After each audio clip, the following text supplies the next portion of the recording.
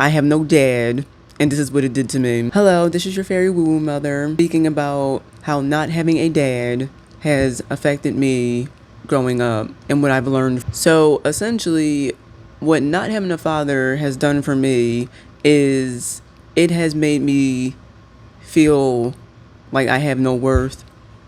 It's made me feel like I had to search for love in all the wrong ways and all the different places that I shouldn't have been looking for love.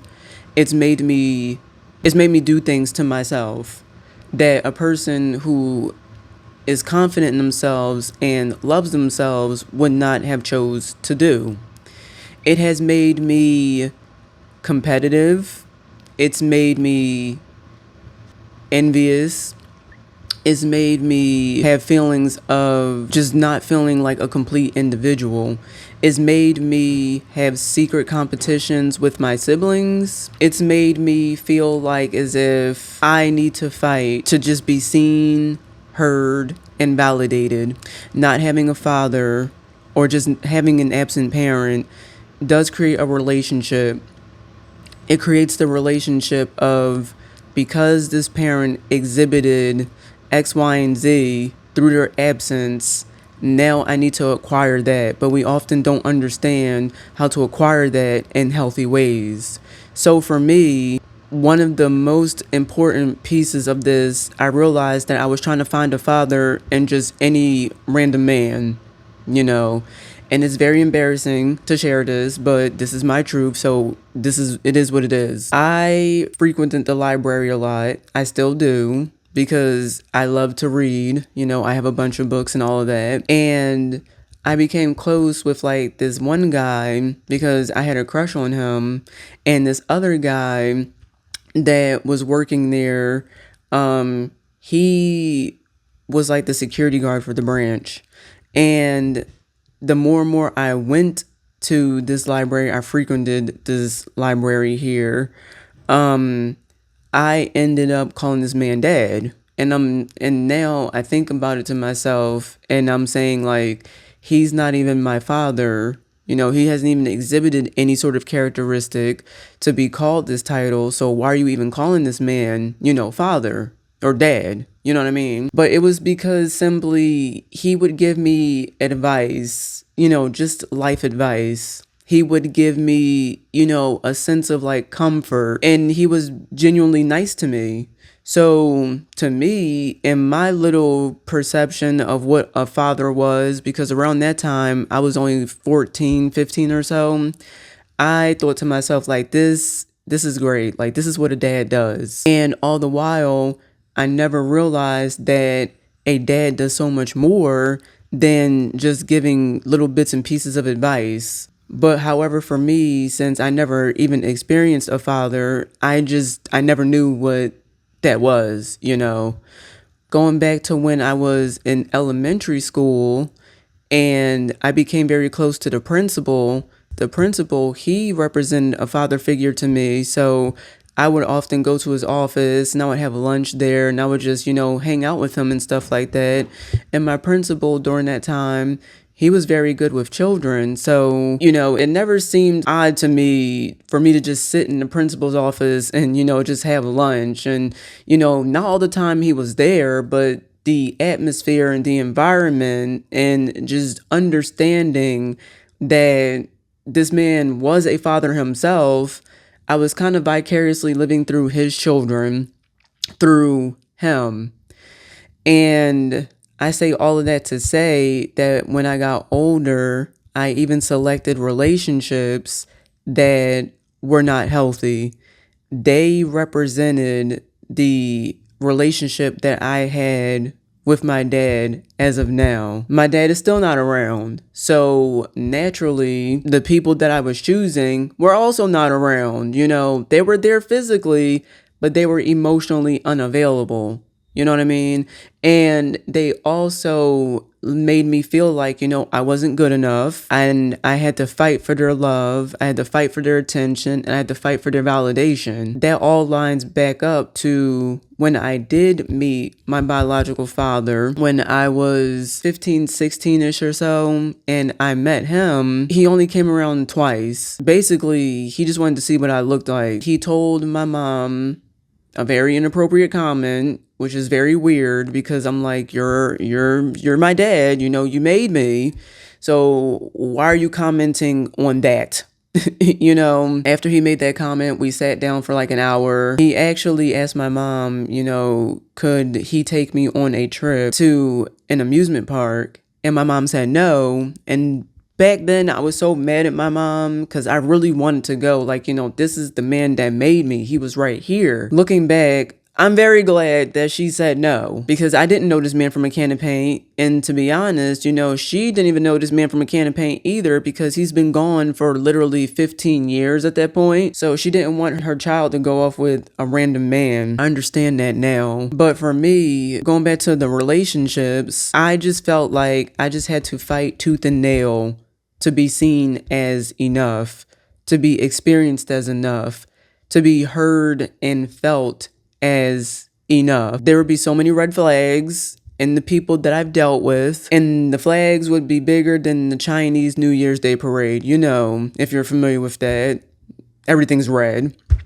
And yet for some reason, I never had the courage or the balls to leave. That lack of self-worth and that lack of self-esteem, it literally came right from this man who literally ended up leaving me at the end of that visit when he came because I asked him for some money. I asked him for $20 and he said that, oh, baby girl, I got you and, all of that. And I never seen him again. It's been 17 years. 17 years. So you mean to tell me I wasn't even enough for this man to give me $20, right? And that took a hit on my self-esteem because here's the man that for some odd reason I loved in a weird way, even though I didn't know him. And I cared about him, which is also weird because I didn't know him. And yet he couldn't even give me $20. You know what I mean? Like he showed me through that action that I was not even enough for $20. So then that reflected in the relationships that I chose. And it doesn't even have to be romantic either. Friendships, I also chose. I didn't feel like I was enough to even, be in people's presence, constantly saying, I'm sorry. And I didn't even do anything. Just if I'm walking past somebody, instead of being like, excuse me, I was just, I'm sorry, shuffling about. And it's like, what are you apologizing for? Having that feeling that I don't even deserve to be in the space that I'm occupying because that lack of esteem got to me because my dad didn't see me as enough. My dad didn't see me as enough. My counterparts didn't see me as enough, even in the workspace. When something was going wrong in the workspace, I didn't even really have the gall to speak up back then. I would just take it. I would accept it. I would accept any pay rate that I was given. Wouldn't even negotiate. In relationships, wouldn't even ask for what it is that I wanted. I would just deal. I would just endure. Wouldn't even try to challenge. Try to oppose or try to stand up for myself. Because what right did I have?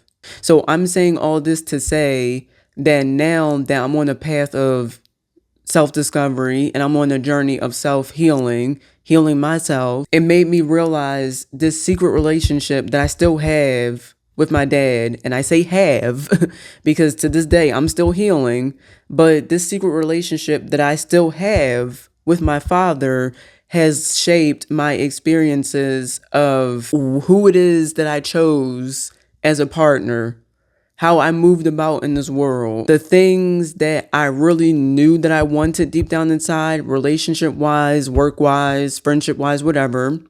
and just having to deal with that and accept it. Just selecting people who just weren't available for me like I was for them. To constantly have to fight and prove my worth. Being told in so many ways that, okay, you don't deserve it. Or having people around that don't even keep their word. Where does that come from? Remember when I said that my dad was going to give me $20 and he never did?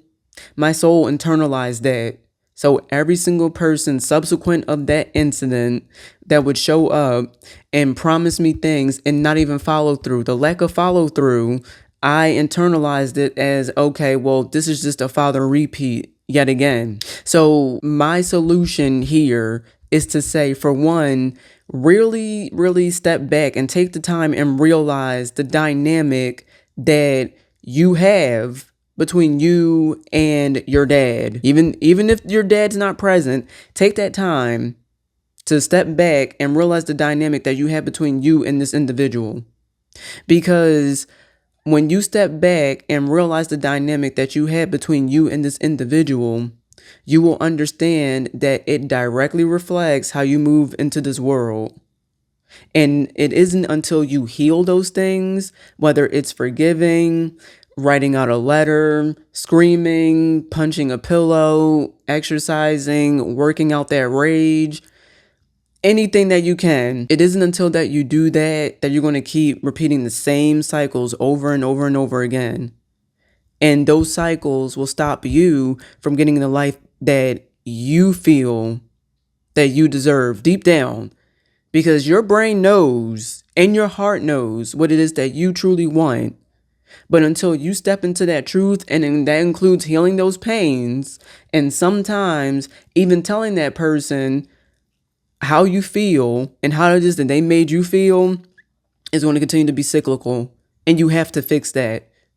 You have to fight for your life because your life depends on it. We come in this world alone. We're exiting this life alone. We have to live this life by ourselves. We can have friends around us and all of that. But what I'm saying is, you are you. No one can live your life for you. Just like you can't live your life for anybody else. Fix it. Fix it. Because once you do fix it, your life will start opening up and you'll realize that, damn, I should have did this sooner. And I also want to say one more thing before I go. A strong part of healing and forgiveness that a lot of people have a misconception for, forgiving somebody does not mean that you need to let this person back in your life. I need to stress that. Forgiving somebody does not mean you need to let this person back into your life. Okay? If your father is still around, if you still have a connection with him, whether he's distant or if he's completely absent, if he's around and he did something to you, that does not mean that, okay, you need to forgive him and let him back in. No. Because your healing and your boundaries is the most important thing. Don't give a damn about him. Okay, so I just want y'all to understand, and I just want y'all to reflect and think about how the dynamics between you and your parent affected you all this time. So I just wanted to say thank you for listening. Thank you for watching. If you want to share your story down below, that's fine. If not, that's also fine. But I just hope that this story inspires somebody. Maybe in the future I'll even redo this again, because this is amongst one of my first videos and I'm not used to doing this yet. But I just hope that this can literally help somebody who is currently going through not having a dad, their life being a shit show, and they don't understand why their life is a shit show. So with that being said, this is your fairy woo-woo mother speaking, and I'm leaving now. Bye. See you. Peace.